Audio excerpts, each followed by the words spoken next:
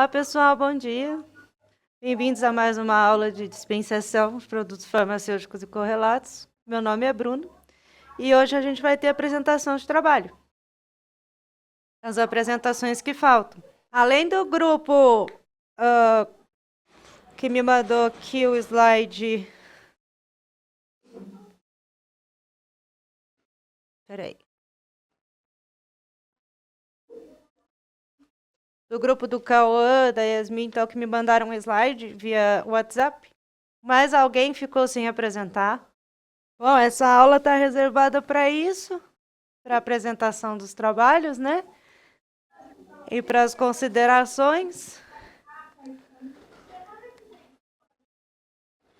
Semana que vem acabou o trimestre. Eu não tenho controle sobre as datas da Secretaria de Educação, gente.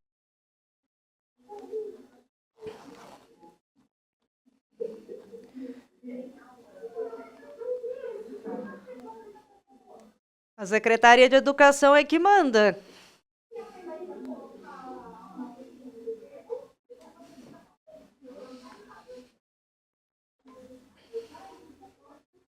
Então, meninos, eu tô aqui com o slide de vocês.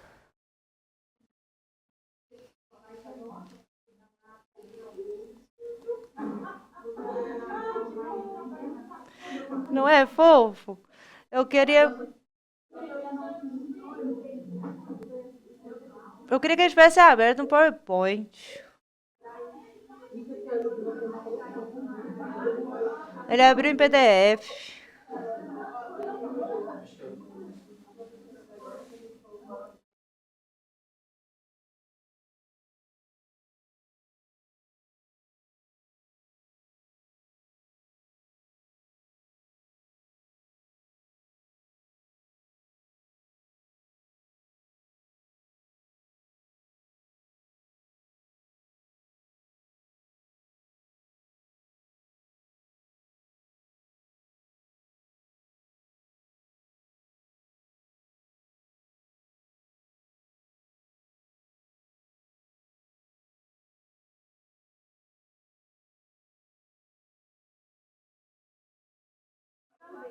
Porque aí eles estão meio apertadinhos, né?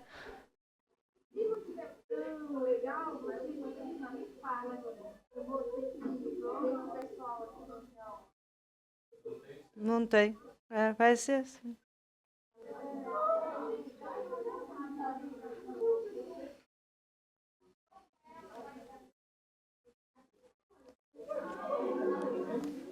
Se você sabe.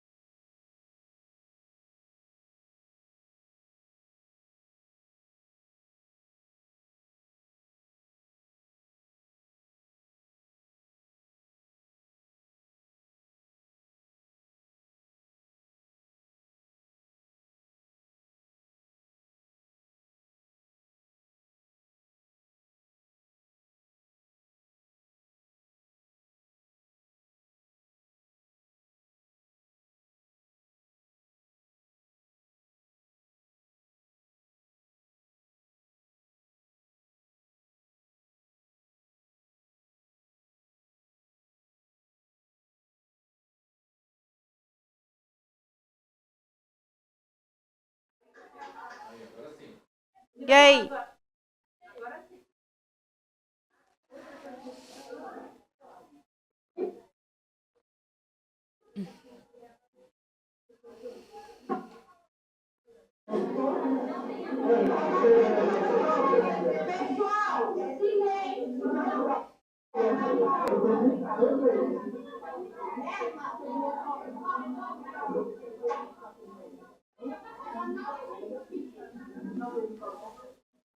Eu vou passando os slides para vocês conforme vocês forem pedindo, tá?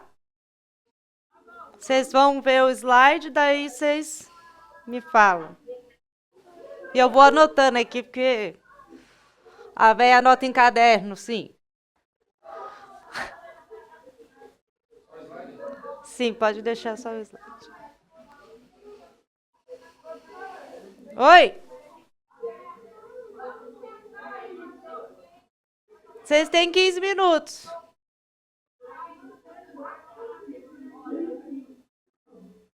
Ou por aí.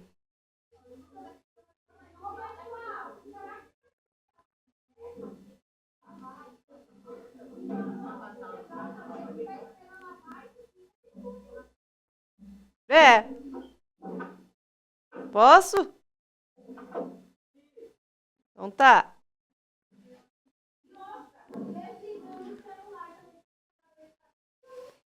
Podem começar, meninos.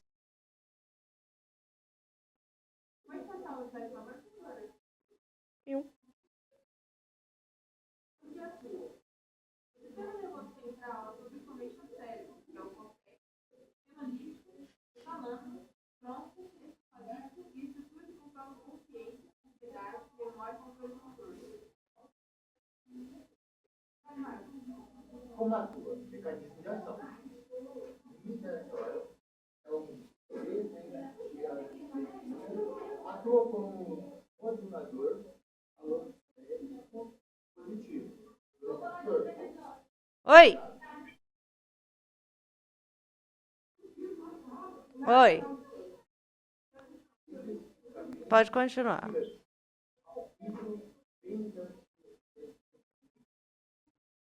Do complexo receptor.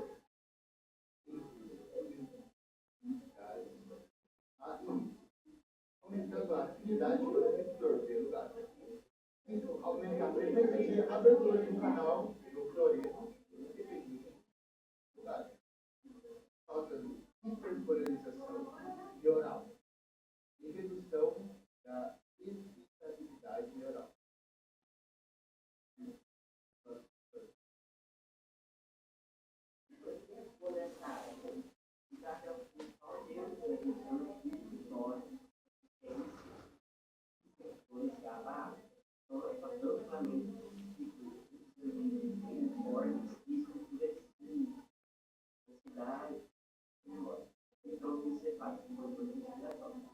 A motivação desse receptor se de atividade neuronal e a explicação da ansiedade, por isso, o personagem produz sedação, amnésia e controle.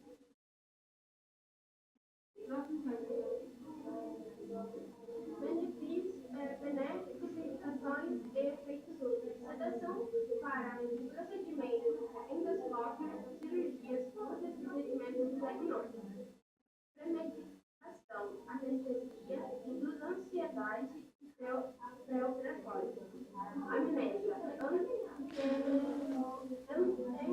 Só um minutinho, pessoal. Gente, quem estiver fazendo barulho, por favor, eu quero ouvir.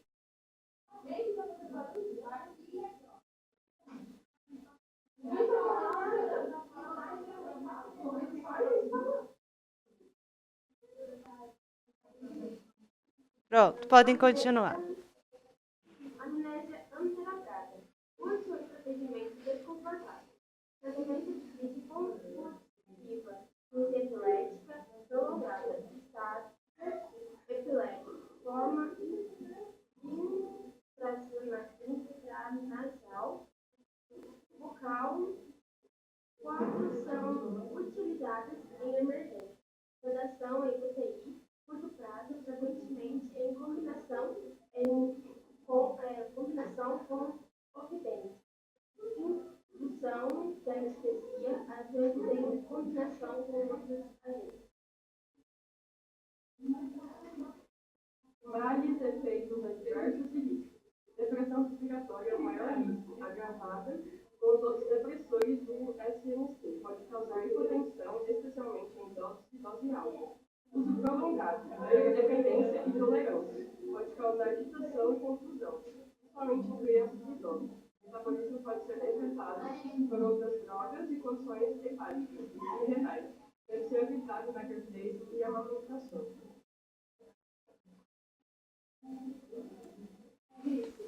Dependência física e psicológica do desenvolvimento de tolerância individual efetivamente maior para alcançar seus efeitos. Síndrome de abstinência por sintomas como ansiedade, insônia, tremores, confusões e instabilidade. Ao interromper abruptamente, o risco de vício é maior com uso recreativo, sem prescrição ou combinação com outras drogas DMC.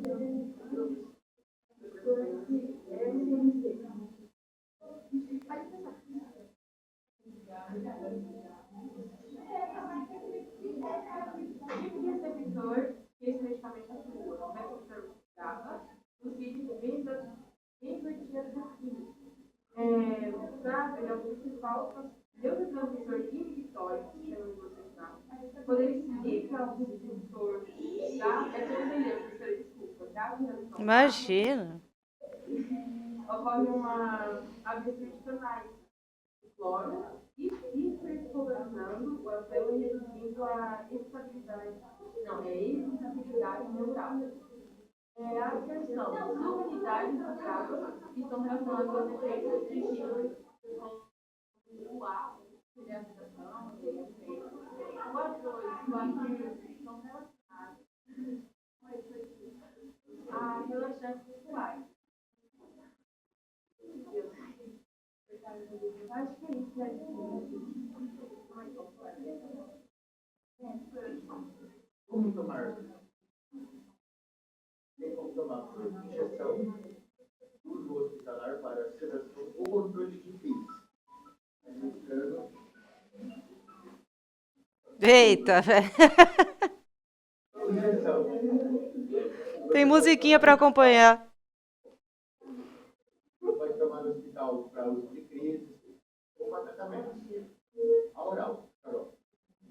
Usado na pré-medicação e diática em pequenos procedimentos. Normalmente o xarope pode ser para criança menor que tem dificuldade. Intranasal, spray. Indica para urgência positiva, práticas sem acesso. Oral, retal, para crianças em crise. Administração. Doses ajustadas por peso e condição. Monitorar os sinais vitais e ter suporte respiratório pronto.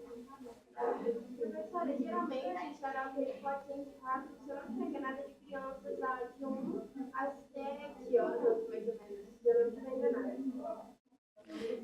Ele não é indicado para crianças muito pequenas, mas às vezes é necessário para procedimentos com que tem anestesia, né? Mas depois eu vou explicar para vocês melhor. É que deu o horário do intervalo, é isso? Ainda não, professor. É porque que tem um monte de gente. Whatever. Eu já não. Aí.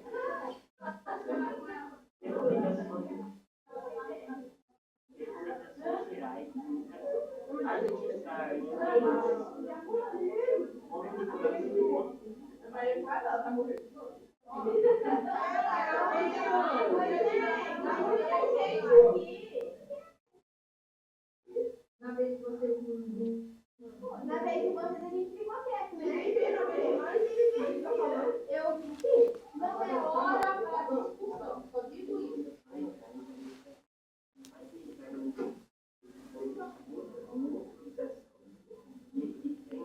Especialmente para a redação. Minha administrar nutrições deve ser de maneira devagar, estimular. Em crianças, tem que calcular a dose.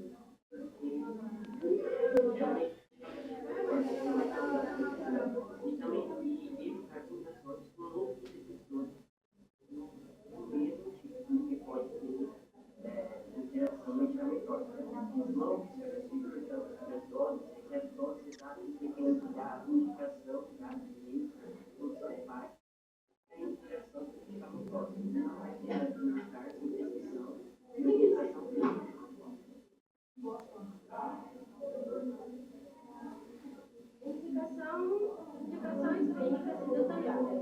Antes do procedimento, que existe sedação leve, a moderada, endoscopia, pequenas cirurgias para indução de anestesia, em combinação com outros agentes. Em emergências convulsivas, convulsão contínua ou repetitiva, forma rápida de agir, intravenosa e bucal. Na UTI, para sedação a longo prazo, em ventilados com cautela, com pré-medicação para reduzir a ansiedade pré-operatória e alguns protocolos pediátricos para sedar o paciente antes dos exames.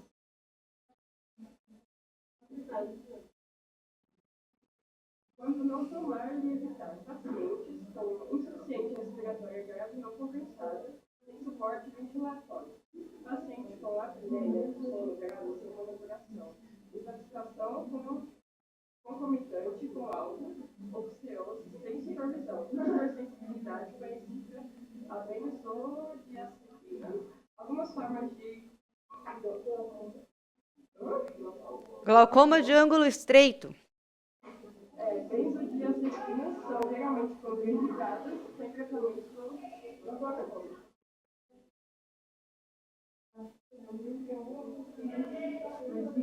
Onde e como comprar? Midazolam é um medicamento controlado na maioria dos países medicamentos. Farmácias com receita válida, apresentação da programação, fornecimento hospitalar, centros de emergências, hospitais ambulantes, para uso institucional, centro de saúde, serviço de emergência para verificações de igreja.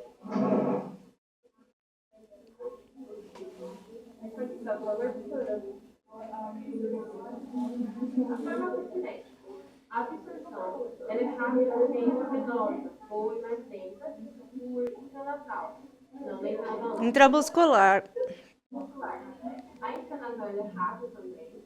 A oral tem biodisponibilidade variável de xarope, remédios naturais da saúde, mas é mais fácil pediátrico. E a distribuição através da maneira hematoencefálica do placenta, alívio-se as proteínas plasmáticas. Metabolismo. Metabolizado no período principalmente EPI A4, em metabólico. Se eu não me engano,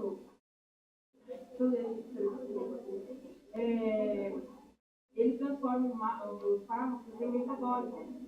Daí, esse processo é fundamental, que ele define a intensidade e a duração de alguns efeitos que ele possui. Tem a eliminação metabólica, que são eficazes finalmente. E a meia vida, geralmente curta, e ela permite sedação de curta duração, porém prolongada em dose. Insuficiência hepática para comprar com medicação.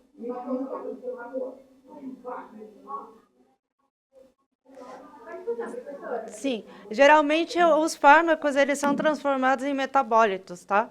No nosso corpo, por essas CIPs. Eles não vão a molécula do jeito que está escrito lá. Por exemplo, o midazolam, ele é sempre transformado em alguma outra molécula ativa. Mas Potenciado ao mesmo efeito, opioide, riscos respiratórios, alveolar, barbitúricos.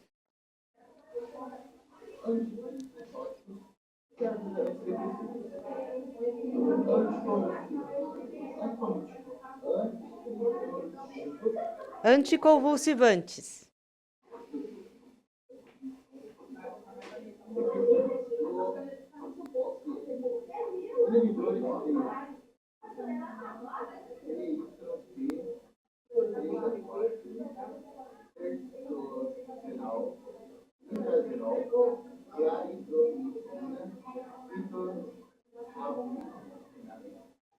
Aumenta a concentração de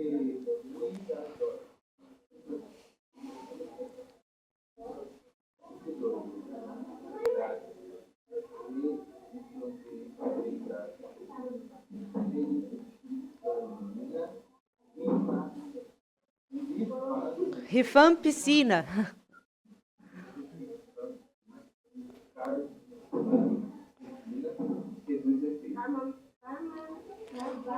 Carbamazepina. Eles têm uns nomes assim mesmo, gente, nem... Ô, professora, esse carbamazepina é um pouco parecido com o nome do medicamento que meu pai toma, que é quase a mesma coisa, basicamente. Provavelmente deve ser ela. Mas é antagonista, exoide, reverte efeitos, usando intoxicação, mas com cautela e combinação em usuários crônicos. Combinação com iniciado.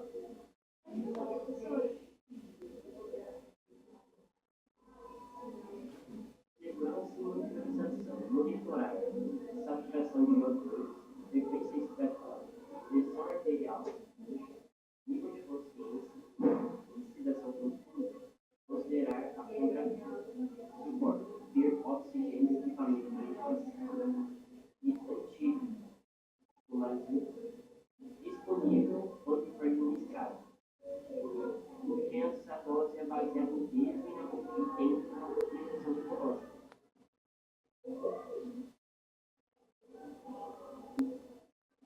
Situações especiais. Gestação, lactação, dar-se quando possível. Através da placenta, pode causar depressão neonatal, retirada em emergência de mãe, considerar risco benéfico, insuficiência hepática, reduzir dose, metabolismo reduzido, insuficiência renal, o metabolismo pode acumular ajustar e monitorar. Mas uma coisa de saúde.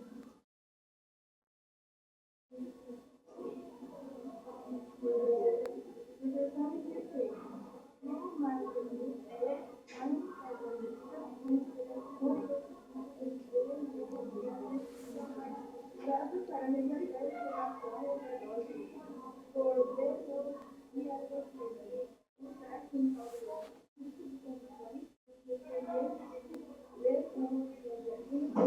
ou em laboratório de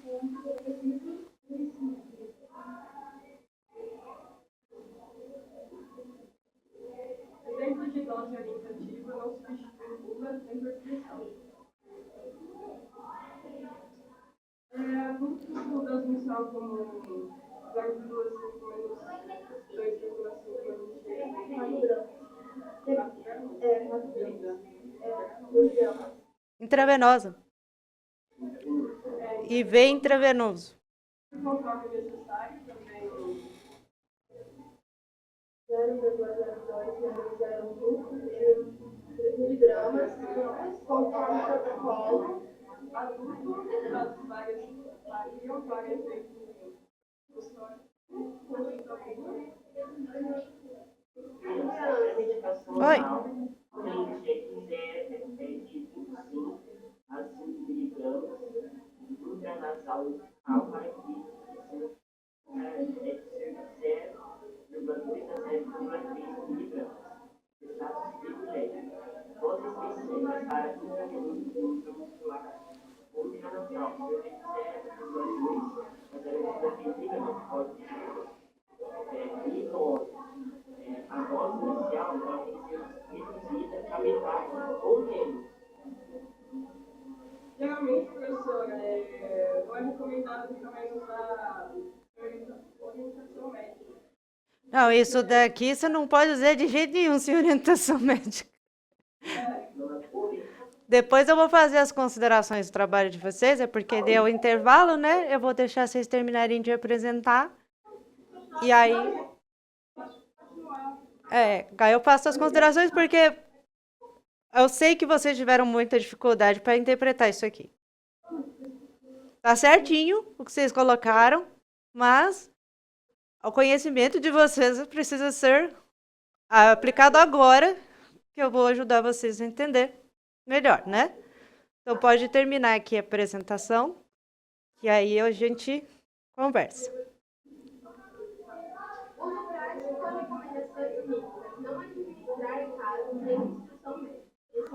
quando a prescrição é 30 dias. Por exemplo, que intravenasal para epilepsia em pacientes selecionados. Sempre ter supervisão, monitorização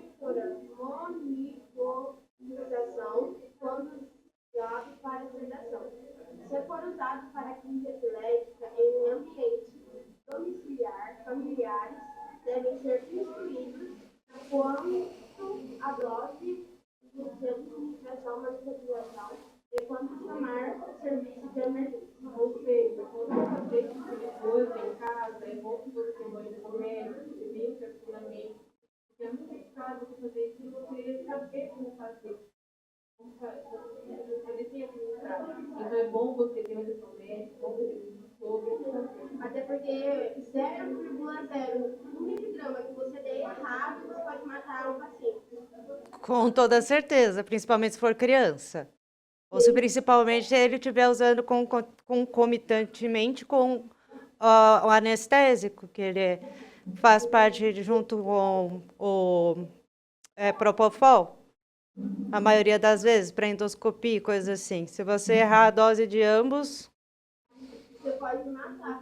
facilmente. A criança tem que, o treinamento tem que ser redobrado, né? Para caso não ocorra nenhum tipo de acidente. Sim, em crianças, quem costuma aplicar isso são pessoas que são já da pediatria. São pessoas treinadas já. Treinadas para pediatria porque é difícil pegar acesso, a criança fica nervosa, os cálculos são de doses muito pequenas, então, geralmente é o pessoal que faz o técnico, mas vai para pediatria, alguma coisa assim. Aí tem aqui o resumo, se vocês quiserem falar. Resumo. Classe. Benzodiazepínico. Eu sei que é as coisas assim, é um nome lindo, né? Mas. Receptor da barra, situação, sítio. Você não vou falar esse nome aí, não. Efeito, sedação, amnésia, anticonvulsivante, ansiolítico, riscos principais, depressão respiratória, potencial para dependência, compra só com receita em hospitais, não comprar de fontes não reguladas, regulamentadas. Parabéns!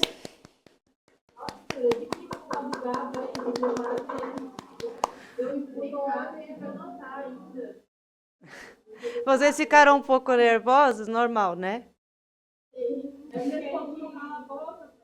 Não cala, gente.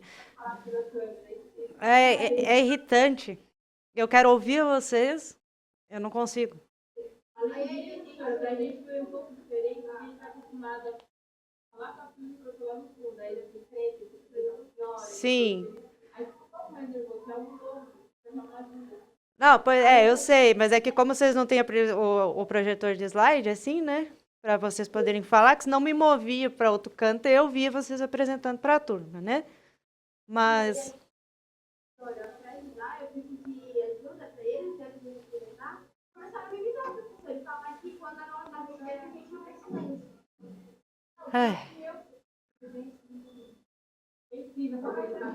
Teve discussão, teve briga, teve gente falando, então eu querendo ouvir, daí isso desconcentra vocês também, porque vocês estão ali numa linha de raciocínio, o negócio já é difícil, então, tranquilo. O trabalho de vocês está ótimo, depois eu só vou explicar melhor para vocês isso aqui. Agora vocês aproveitam, eu vou pelo menos ao banheiro, ali rapidinho, que eu tomei bastante água e café. E aí eu explico para vocês melhorzinho, tá bom? Eu sei que um grupo não pode apresentar porque a pessoa tem autismo e autismo por lei é uma condição em que a pessoa não precisa se colocar em momentos em que, pessoal, chega. Em momentos em que ela pode ser trigada a algum mal-estar, porque a pessoa pode ter um pico de estresse. Então, vocês podem gravar para mim, porque por lei você não precisa se colocar nessa posição, tá? Eu sou autista e também conheço a lei. Então, agora os outros que não fizeram, não querem apresentar, não fizeram por nada, vão fazer na próxima aula uma prova para compensar essa nota, porque sexta-feira vocês não têm aula, porque é planejamento. Está no cronograma do Estado, é um dia de planejamento para nós professores. Então, é por isso que vocês estão apresentando hoje. É a última semana do trimestre. Não tem sexta-feira. Então, é para ser apresentado hoje. Era para ser apresentado hoje. E se caso não tivesse tempo, usaria a próxima aula. Mas se não fez, porque não quis, não sei, aí vai fazer a prova na próxima aula. Então, na quinta-feira. Então, quem já fez e já apresentou, está dispensado dessa aula. Tá?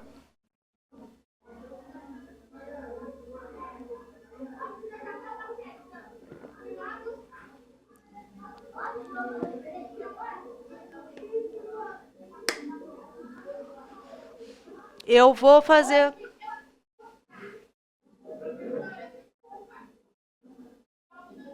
Claro, com toda certeza.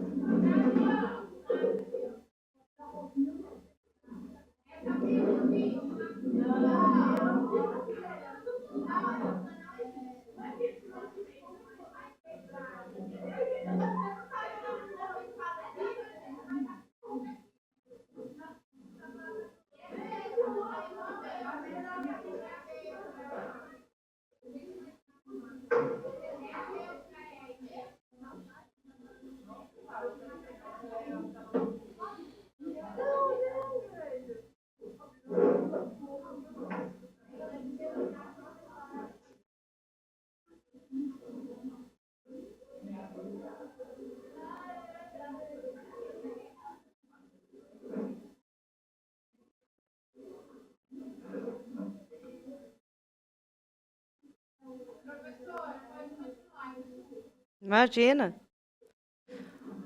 Outra coisa, pessoal, eu estou tentando, eu estou fazendo tudo assim o possível para agradar a vocês, a maioria das pessoas, mas eu sei que algumas não vão se agradar, seja comigo, seja com quem for. Então, a única coisa que eu peço é porque eu trato vocês como adultos, como se vocês estivessem na mesma posição de colegas de trabalho, futuros colegas de trabalho. Mas se vocês não encaram assim, eu vou começar a pedir para sair de sala. Porque me atrapalha. Eu estou aqui para trabalhar, os outros alunos são para aprender, para trabalhar depois no futuro, ser colega de trabalho. Então, eu não tenho mais o que fazer. Até então, eu aguentei, fiquei, deixei para lá, fui dando aula para quem queria, só que agora eu já não estou conseguindo nem dar aula para quem eu quero, quem quer ouvir. Então, eu vou ter que começar a pedir para sair. Isso nunca foi a minha vontade aqui. Meu objetivo aqui é que todo mundo tivesse um tratamento adulto. Aí, professora, você pode, sim, se tiver que estar falando, você pode chamar pelo nome e falar assim, ó, fulana, por favor, saia da minha aula e vá para a equipe pedagógica. Infelizmente, eu vou ter que começar a fazer isso. Você faça, por favor, isso, porque daí a gente vai chamar o responsável, vamos explicar o que está acontecendo, tá? Vamos fazer sim. Não Sim. fica se cortando, não. Que fique claro, não era meu objetivo aqui isso. Mas, se tiver que ser, vai ser. Principalmente começa briga, começa bullying, começa zoeira, começa essas coisas que eu já não tenho mais idade para aguentar.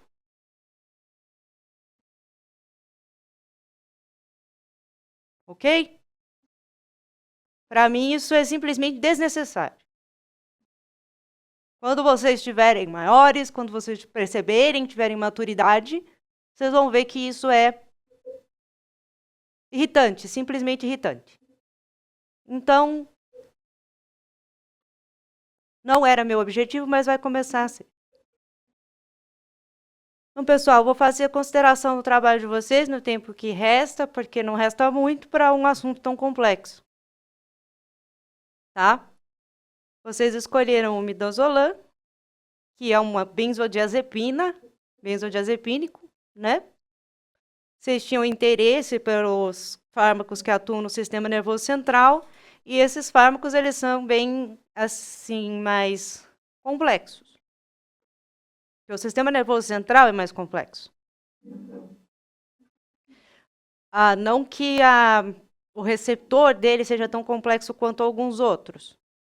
O receptor dele é o GABA, ele é um receptor de canal, como vocês mencionaram, então ele é mais tranquilo de se entender. O canal abre, passa a molécula, o canal fecha. Só que para começar, a gente vai falar do sistema. Existem 2 sistemas no nosso cérebro atuando o tempo inteiro.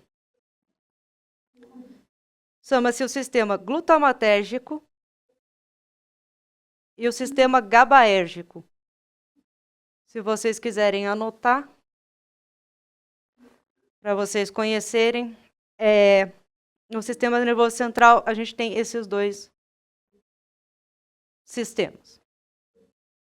O sistema glutamatérgico, eu vou escrever aqui para vocês em um slide para vocês enxergarem melhor.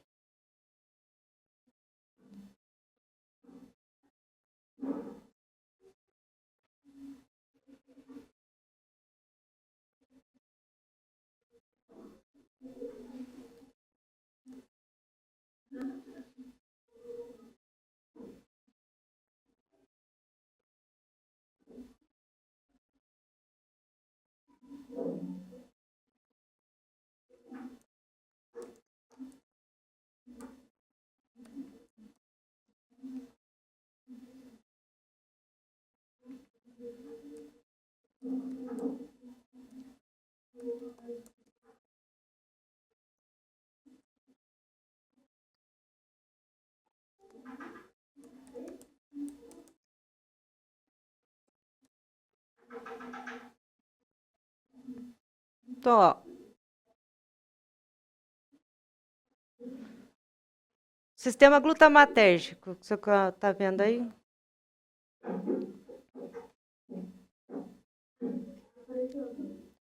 Ele é um sistema excitatório do nosso cérebro. Ele provoca ações cerebrais ativas.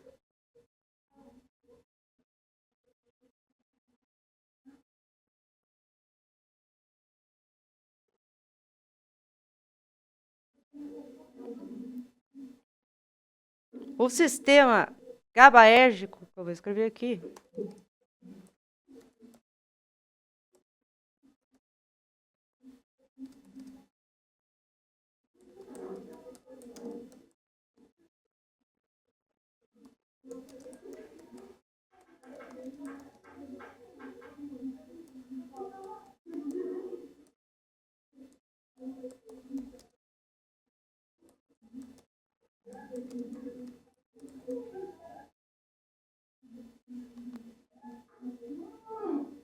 aí o sistema GABAérgico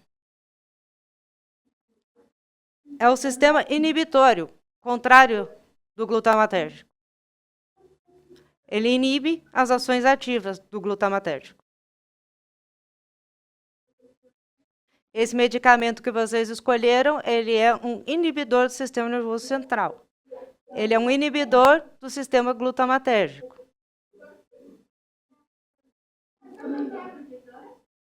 Oi?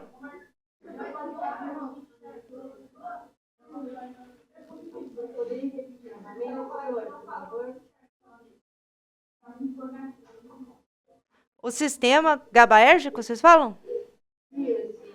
Ele é um sistema inibitório. Ele é o sistema contrário do glutamatérgico. Vocês não estão conseguindo enxergar porque está claro demais? Ele é o contrário do glutamatérgico. Ele inibe as ações ativas.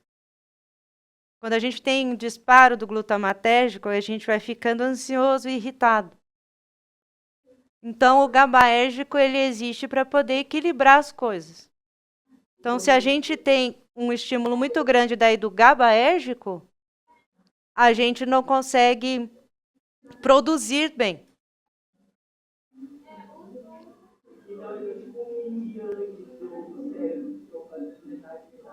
Sim.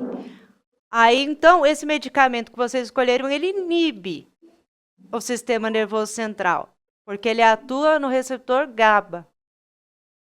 O receptor GABA é do sistema GABAérgico.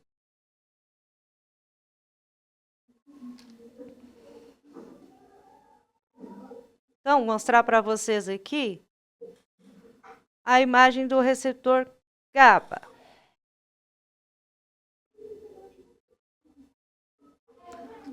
O receptor GABA ele é um receptor de canal. Igual a gente tinha visto já, receptor de canal.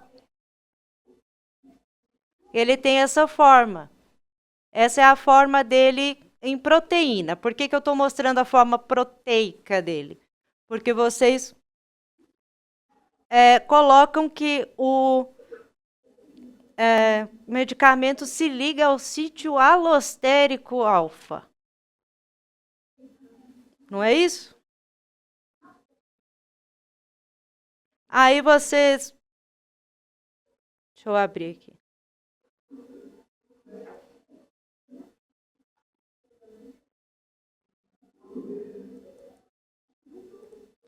Ele é um modulador alostérico do GABA-A, certo?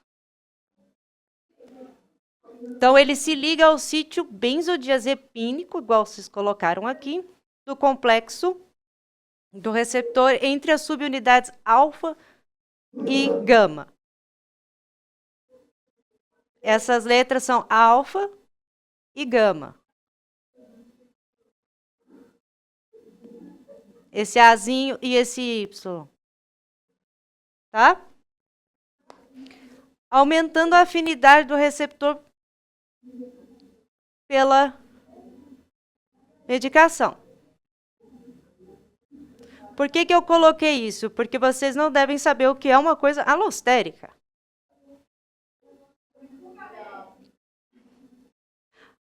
A alosteria é quando uma proteína... eu imagino porque... Aí. Ele é colorido. É difícil de achar ele sem cor.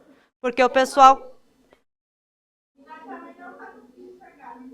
O pessoal coloca com cor para a gente poder fazer a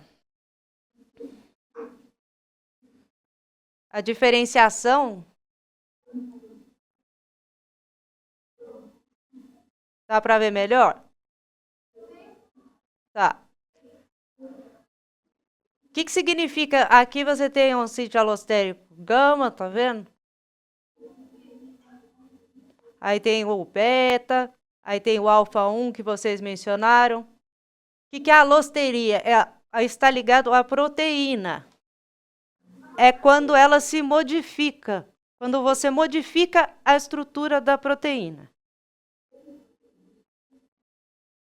Se vocês quiserem anotar, a alosteria é modificar a estrutura da proteína.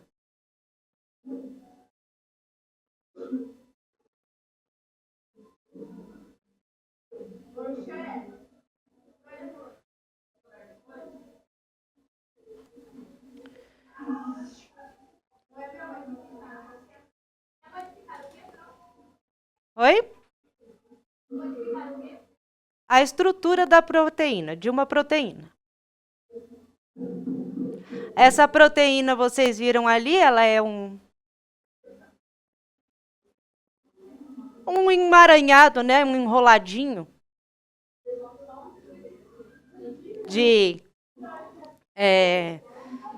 ácido, né? E aí, o que acontece com essas moléculas? Por que ele fala desses sítios?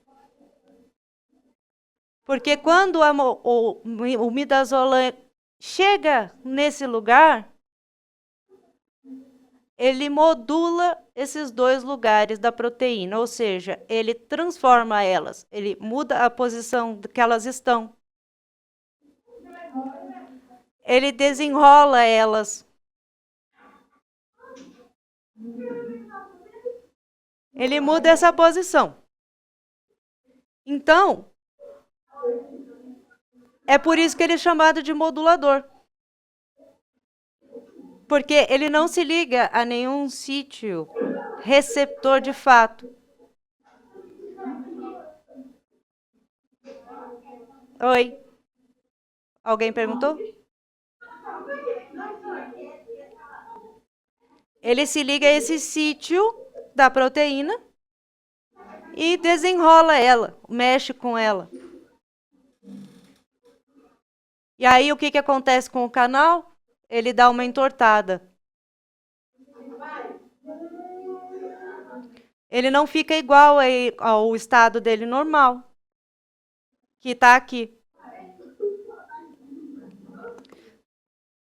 Deixa eu ver se eu encontro uma imagem.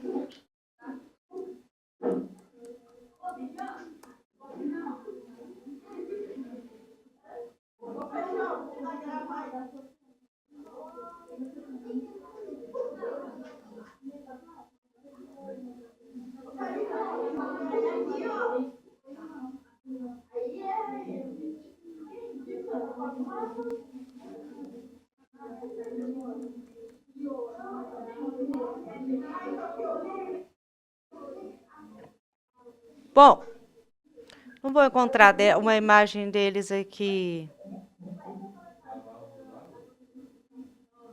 modulado, não.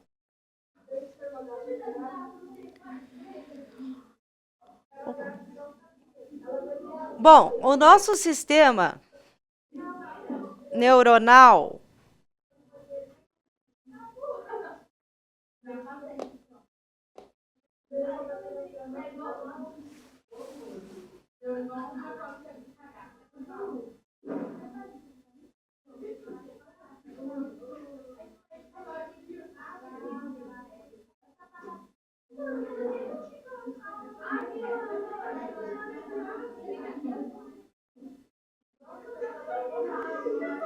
Quem estiver conversando pode sair, faz favor.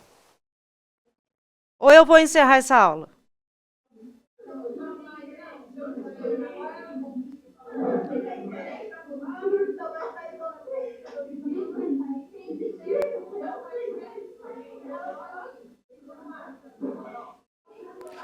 Eu não tenho como tratar vocês como adultos, não tem. Porque não dá. É simplesmente irritante.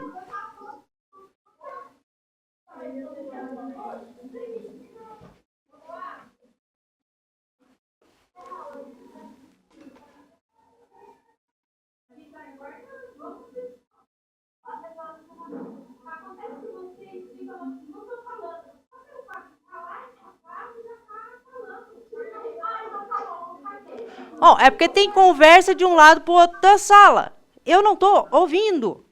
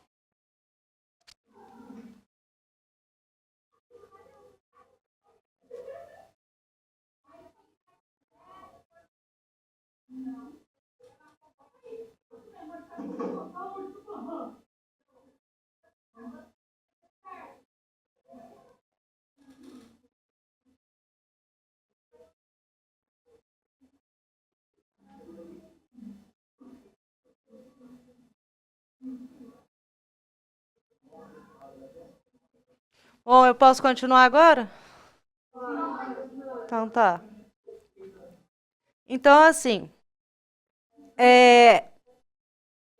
o nosso sistema neuronal, ele funciona por abertura de canal o tempo inteiro. O excitatório,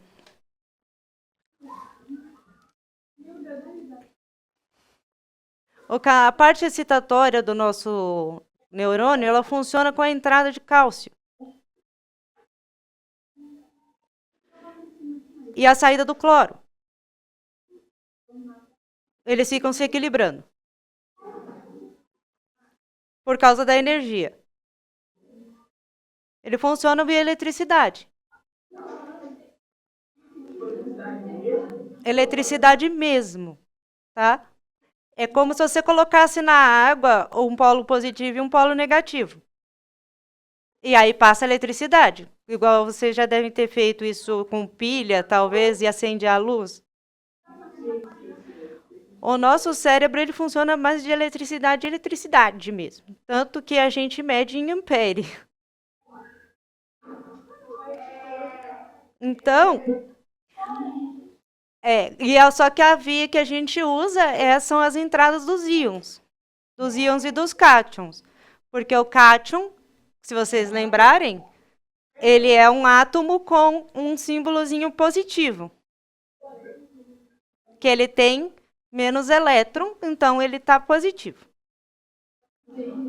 Aí o ânion, ele está com um símbolozinho negativo. Ele tem mais elétron do que o outro. Ele está cheio de elétron. Então, o nosso cérebro faz isso. Ele coloca um cátion e um ânion, que são o polo positivo e o polo negativo, para transportar energia elétrica. Então, quem faz esse transporte de energia elétrica é o cálcio positivo, cátion, cálcio, né? Ca+, e o cloro, Cl-. Então, funciona mesmo como uma tomada. Polo positivo, polo negativo. Por isso que dava um choque, sim. Eles davam choque cabeça das pessoas, às vezes dá até hoje, mas só em caso de convulsão grave, onde esse sistema, que é o glutamatérgico, ele está em superação. Ele está agindo muito. Lembra que ele é um sistema ativo? Então, a pessoa, não adianta ela tomar esses anticonvulsivantes. Então, às vezes, são dados choques elétricos, para ver se estimula o sistema GABAérgico a funcionar. Mas é só nesses casos, atualmente.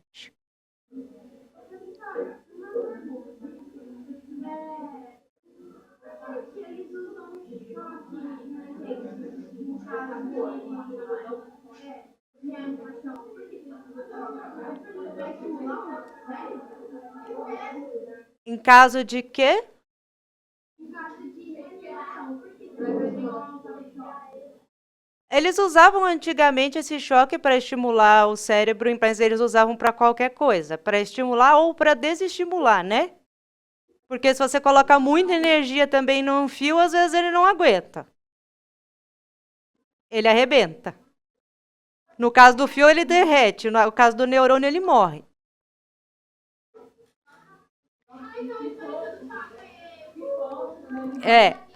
Hoje em dia, só para esse caso, para caso de pessoas que têm essas convulsões que não param.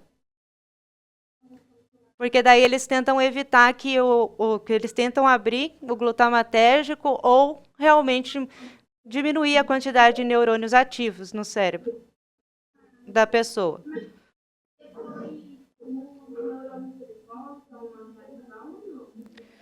Os neurônios, eles demoram a voltar a crescer, por exemplo. Demoram bastante. Então, é tudo feito com muita cautela e, às vezes, eles nem voltam. Só que eles criam outros caminhos para se comunicar com os outros neurônios. É como se você criasse uma fiação elétrica nova. O cérebro ele tem isso que chama-se plasticidade. Ou seja, ele é capaz de se moldar. Se ele perde um neurônio, ele consegue se ligar, criar uma ligação com um neurônio novo. É a plasticidade do cérebro.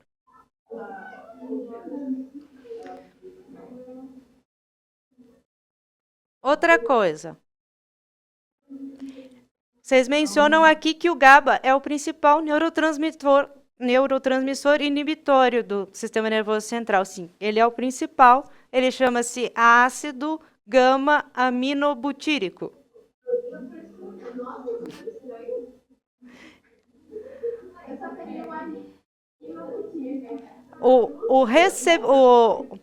O neurotransmissor dele tem esse nome. Assim, ó.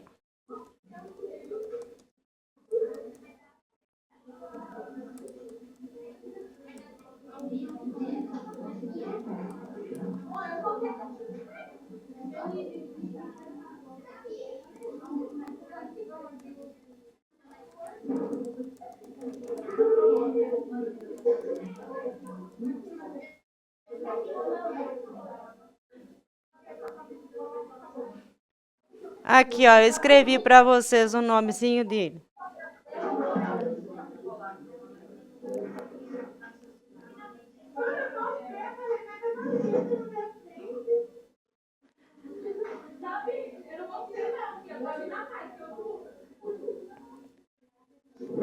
O neurotransmissor dele é esse, mas aí vocês não precisam também decorar isso, né? Eu estou dando para vocês anotarem, para vocês conhecerem melhor, porque ele é o mais importante sistema inibitório do nosso cérebro. Então, se algum dia vocês forem tratar... Hoje em dia não se usa mais benzodiazepínicos para tratar a convulsão, mas ainda alguns pacientes respondem bem. Então, vocês podem um dia precisar orientar algum paciente com relação a isso, então vocês conhecem. Vocês vão saber quem é o responsável pela inibição. Professora, por que o nome aminobutírico? Porque ele tem a amina, é uma ligação butil e eu não lembro mais o resto. Agora, de cor de cabeça. É um ácido com a amina e mais uma ligação específica, que eu não lembro por o nome de cabeça. Aí ficou os 3 nomes, os 4 nomes e não tem A gente não lembra dessas coisas assim, sabe? Da estrutura química de tudo, né? Apesar de eu ser apaixonada por esse sistema em específico, não vou lembrar o nome químico das coisas.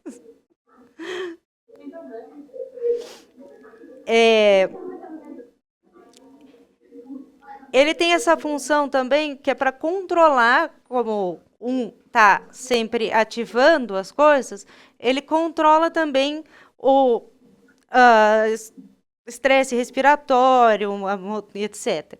Então, quando a gente modula esse receptor em excesso, ou seja, a gente usa esse medicamento em excesso, você começa a apresentar problemas graves. Porque daí você está desativando ações do cérebro que precisavam continuar ativas. Tipo, causar depressão respiratória, sabe? Na pessoa. Porque ele existe, o GABA existe no cérebro inteiro, assim como o glutamatérgico existe no cérebro inteiro.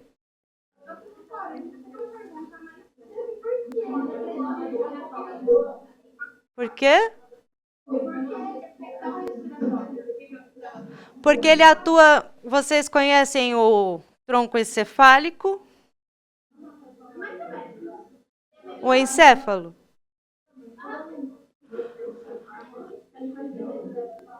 É o que acontece.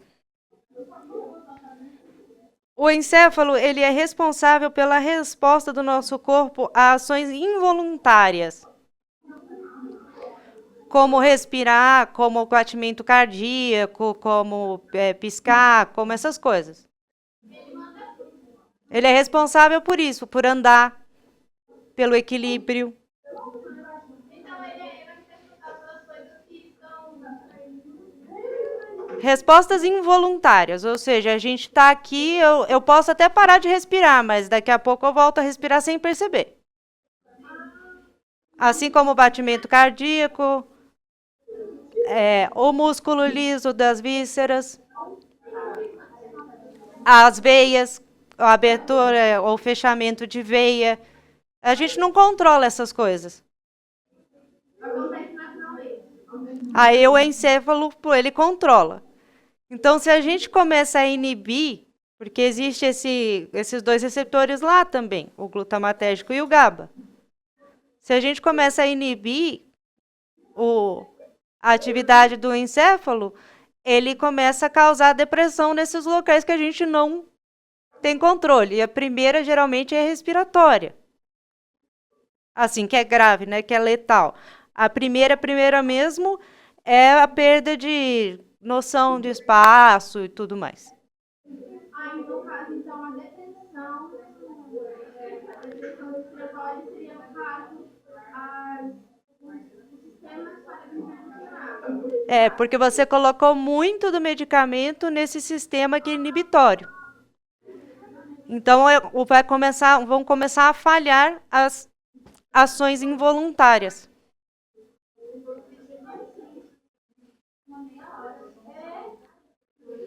É claro que se você tomar a dose, o midazolam ele não é muito usado pelo público no geral, ele é mais usado junto a um anestésico.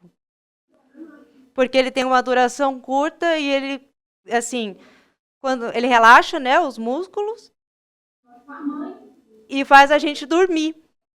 Porque o anestésico, opa, aconteceu alguma coisa. Eu não sei, deu a tela do Windows, eu não estou vendo vocês, mas vocês estão me ouvindo? Estão me vendo? Caiu. Mas aqui deu uma caída, enfim, eu não tô vendo mais vocês, mas tudo bem. Eu vou continuar explicando. Eu vou continuar explicando porque. Mas enfim. Eu não sei o que está acontecendo. Acho que está dando erro no negócio. Então, pessoal.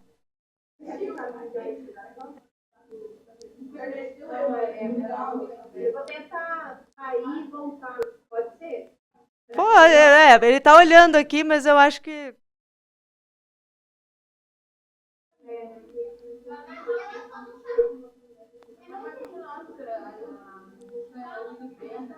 Mas a gente ouve bem você, tá? Tá bom.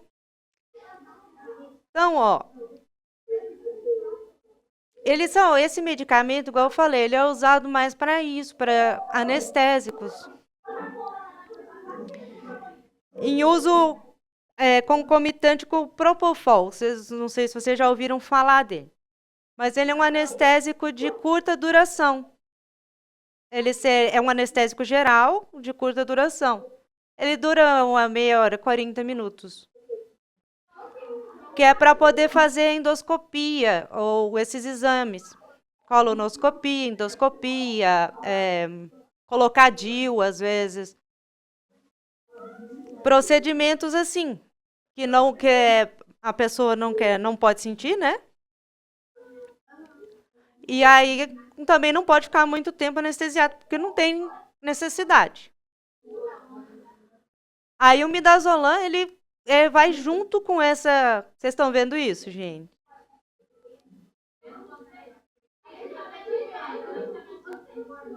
Vocês não estão vendo a parte do... É porque tá aparecendo aqui para mim um monte de gráfico do som e da imagem. Às vezes entra assim. Mas a gente não sabe o que é ainda o problema. Bom, então... Oi.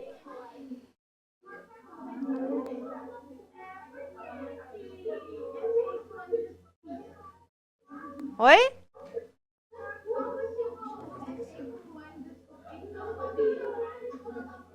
Por que da endoscopia? Por que se usa na endoscopia?